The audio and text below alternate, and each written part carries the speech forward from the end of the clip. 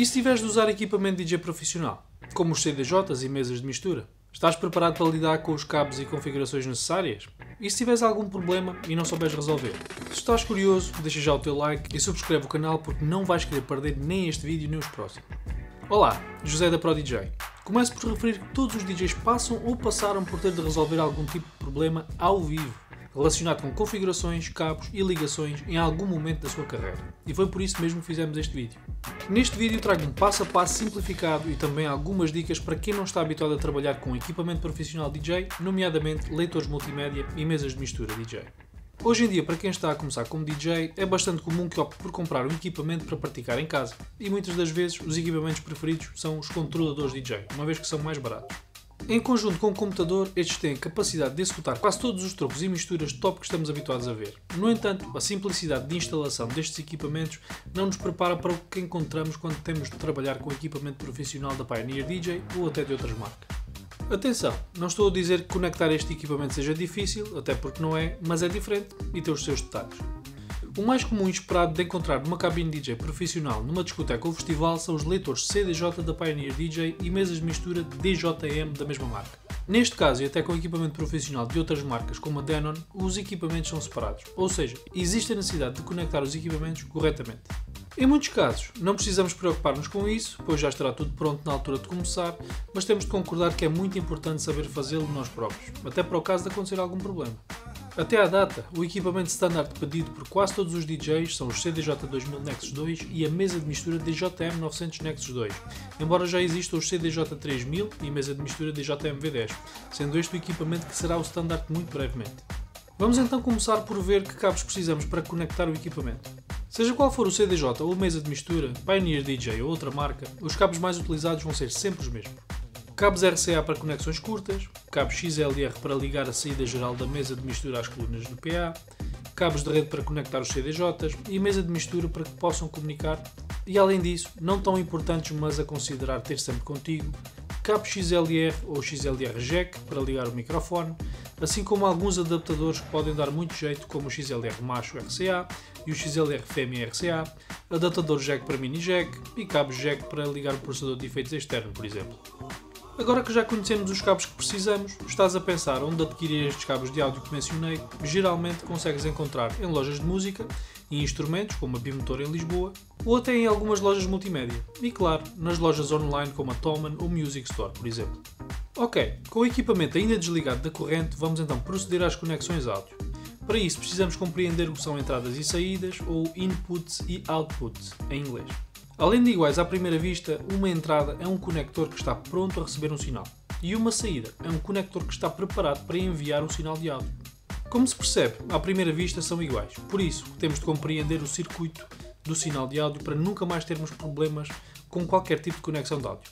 Começamos no leitor multimédia, neste caso o CDJ2000, a sua função é reproduzir a música. Assim sendo, quando olhamos para a parte de trás deste equipamento e vemos uma conexão RCA, poderemos associá-la à saída de som, pois o equipamento quer enviar o som para fora e não receber. Ligamos então o cabo RCA nesta saída e a outra ponta deste cabo terá de ser ligada numa entrada da mesa de mistura, pois se a mesa de mistura não receber o sinal, não poderá enviar para as colunas. Assim sendo, vamos olhar para as conexões disponíveis para entender como deveríamos proceder. Na parte de trás da mesa de mistura encontramos entradas e saídas, por isso vamos ver um pouco mais sobre elas.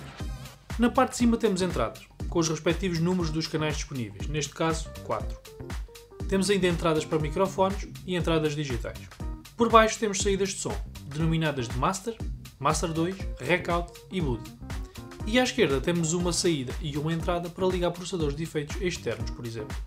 Ora, se pretendemos enviar o sinal de som do nosso leitor para um dos respectivos canais, devemos então olhar para as entradas CH1, 2, 3 e 4, sendo a única coisa a considerar qual o canal onde preferes ter o som desse leitor. Eu, por exemplo, quando estou a trabalhar com dois leitores, gosto de usar os dois canais do meio, os canais 2 e 3, o motivo é porque estão ao centro e estão lado a lado. Continuando, vou ligar o cabo RCA, mas agora reparamos que temos duas conexões RCA, uma que diz Line e outra Phono. Teremos de utilizar a entrada Line, pois a entrada Phono é exclusiva para trabalhar com giradiscos. Atenção, nunca ligar um leitor multimédia à entrada Phono. Isto é muito importante. A entrada Phono age como um pré-amplificador necessário apenas para giradiscos. Ligar lá um CDJ que não precisa de amplificação Phono não seria nada boa ideia e podemos realmente danificar o equipamento. Continuando, agora precisamos ligar a mesa de mistura às colunas ou PA e normalmente numa cabine DJ, numa discoteca ou festival são disponibilizados cabos XLR na cabine para podermos ligar à mesa de mistura. Estes cabos já estarão ligados no sistema de som. Neste caso, vamos utilizar a saída Master 1, que utiliza o tipo de conexão XLR. O cabo tem 3 orifícios que encaixam nos 3 pinos da saída da mesa de mistura. Por isso, só tem uma maneira de introduzir o cabo. Com cuidado até ouvir um tic, o que significa que está pronto. A saída L das duas presentes no Master 1 é a left e leva o sinal para o amplificador ou coluna da esquerda. E a saída R, de right, leva o som para a coluna da direita. Se tivermos de ligar estes cabos XLR às colunas, teríamos de procurar por uma entrada na parte de trás das colunas. Geralmente, quando existem, fazem referência a in ou input para distinguirmos onde deveríamos ligar o nosso cabo. No caso da entrada não ser do tipo XLR, devíamos usar um adaptador para passar de XLR para seja qual for o tipo de conector utilizado na entrada da coluna. E às vezes acontece que a própria coluna não tem entradas, o que significa que se trata de uma coluna passiva, ou seja, existirá um amplificador que envia o sinal para as colunas. Neste caso, seria lá que teríamos de ligar os cabos que vêm da mesa de mistura. Como vês, tudo se trata de identificar o tipo de saída que temos na mesa de mistura e entradas nas colunas ou amplificador e arranjar os cabos e adaptadores necessários para concluir a conexão. E finalmente, a última ligação é a ligação de rede denominada de link em equipamento da Pioneer DJ. Para isso basta ter um switch de rede, como este que tenho aqui, e alguns cabos de rede para ligar cada um dos equipamentos de DJ no switch. Isto fará com que todo o equipamento possa partilhar informação como BPM, grid e muito mais. Finalmente vamos ligar o equipamento e para isso precisamos de ligar os cabos de alimentação. Certificamos que os botões de todos os equipamentos incluídos do sistema de som estão desligados e procedemos a ligar os cabos de alimentação nos equipamentos e tomadas. Em primeiro lugar, ligamos o equipamento DJ e só depois o sistema de som. E já está. E atenção, para desligar deverá ser na ordem inversa. Primeiro desligamos o sistema de som e só depois o equipamento DJ. Esta ordem de ligar e desligar equipamento deve ser sempre respeitada para prevenir que picos de energia que resultam de ligar e desligar equipamento DJ afetem as colunas, podendo causar danos permanentes nas mesmas. Agora que está tudo ligado, vamos ver se os seletores de linha estão no sítio correto. Os seletores de linha encontram-se na parte de cima de cada um dos canais e temos de configurá-los da forma correta, pois em caso contrário não teremos som na mesa de mistura. Relembro que neste caso utilizamos as entradas line, assim sendo o seletor deverá estar virado para essa posição. Se estivéssemos a utilizar giradiscos, teríamos ligado na entrada phono e, mais uma vez, o seletor de linha deveria estar virado para fora. Atenção! Na maioria das vezes que os DJs têm problemas com configurações na mesa de mistura, o seletor de linha é muitas das vezes o responsável. Por isso, lembra-te de verificá-lo sempre que estejas com um problema relacionado com não ter som na mesa de mistura. Continuando, além do seletor de linha, tem outras configurações e controlos que podem impedir da música chegar até ao canal ou até às colunas. O trim, por exemplo, não deve estar virado totalmente para a esquerda, pois significa que não deixará entrar sinal nesse canal. Vamos virá-lo para a direita até termos um volume adequado no canal, verificando através dos indicadores luminosos presentes nesse mesmo canal. Também, um dos problemas mais recorrentes que observo é o facto do crossfader estar fechado ou mal configurado. Diferentes DJs utilizam o crossfader de diferentes formas e muitos não utilizam de forma alguma e não tem problema nenhum. O problema é que muitas vezes os DJs não verificam o crossfader antes de começar a trabalhar se esta ferramenta não for importante para eles, o que resulta em pânico muitas vezes. O DJ olha para o staff e encolhe os ombros sem perceber o que é que se passa, e o que se passa é que quase sempre o crossfader está totalmente encostado no lado oposto a esse canal, o que bloqueia o som desse canal de chegar ao master e consequentemente às colunas. Para prevenir isto, basta configurar corretamente a curva do crossfader, aqui, e verificar em cada um dos canais a qual lado do crossfader está atribuído, aqui. Se não usas o crossfader de modo algum, deixa este seletor em true em todos os canais. Isto faz com que os canais não passem pelo crossfader, logo não serão afetados por ele. Continuando, um problema que observo inúmeras vezes na configuração da mesa de mistura é o facto do processador de efeitos não estar a funcionar no mesmo BPM que a música que estamos a tocar. O efeito fica muito mau mesmo, e para resolver este problema é tão fácil como utilizar a função Auto, ou se esta não estiver a dar o resultado do BPM esperado, utilizar o botão Tap no ritmo da música durante algumas batidas para dizermos ao processador de efeitos a que BPM estamos realmente a tocar. Desta forma os efeitos estarão sincronizados com a nossa música e o resultado será muito melhor. Se quiseres calibrar o BPM do processador de efeitos manualmente, também podes manter o dedo no botão Tap ao mesmo tempo que rodas o rotativo de Time. Por fim, um dos erros mais comuns e talvez seja muitas vezes fruto do nervosismo de estar a trabalhar com este equipamento pela primeira vez é ter os volumes master e boot totalmente em baixo e consequentemente não conseguir ouvir nada no PA ou no sistema de som da própria cabine.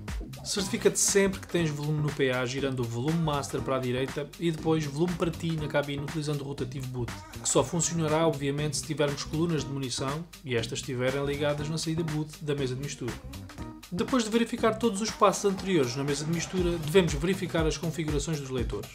Alguns exemplos de preferências importantes a verificar são Master Tempo, Tempo Range, modo vinil versus CDJ, velocidade de arranque e travagem, Auto Cue, Load Lock e Play Mode. Dependendo da tua preferência, podes e deves verificar cada uma destas antes de começar, uma vez que os DJs que tocaram com esse equipamento anteriormente podem ter configurado de uma maneira diferente de acordo com as tuas próprias preferências.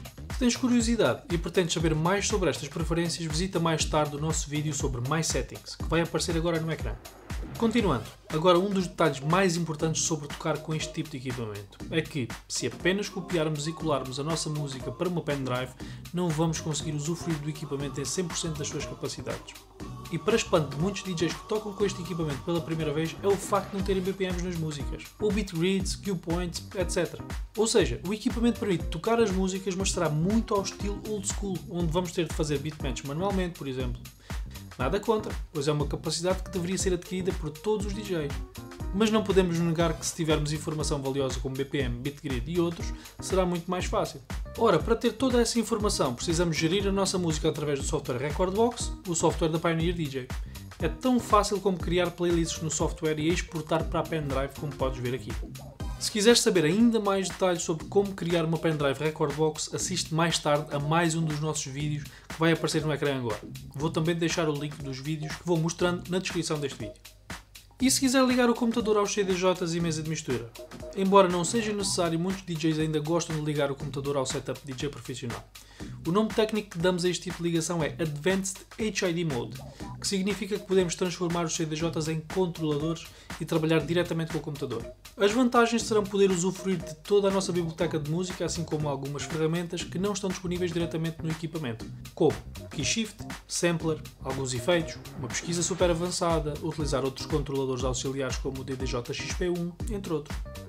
Para proceder à ligação Advanced HID Mode, devemos ligar os CDJs e mesa de mistura por USB ao computador, utilizando as portas disponíveis dos mesmos, mas aproveito para informar que alguns softwares DJ, como o caso do Recordbox, só te permitirão concluir a ligação se tiveres um plano pago, como o plano Core, que custa 12€ por mês. Depois de ligar os cabos USB, basta rodar os seletores de linha dos canais da mesa de mistura para USB A ou B, dependendo de qual foi a porta que decidimos usar. De seguida, selecionar a mesa de mistura nas preferências áudio do software, depois clicar em link em cada um dos CDJs e escolher o respectivo deck que queremos controlar. Em princípio, será fácil assim. E antes de terminar, quero acrescentar algo para quem vai trabalhar com equipamentos DJ profissionais de outras marcas. Em geral, os tipos de conexões e cabos serão exatamente iguais, e a única coisa que muda mesmo é onde estarão os botões que nos permitem controlar cada uma das funções.